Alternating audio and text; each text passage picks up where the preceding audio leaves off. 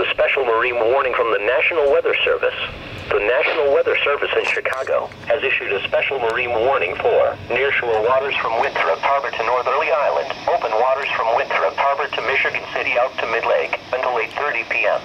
At 6:34 p.m., Doppler radar indicated a thunderstorm, capable of producing strong winds to nearly 50 knots over Wilmette Harbor, moving east at 15 knots. Boaters should seek safe harbor immediately until this storm passes.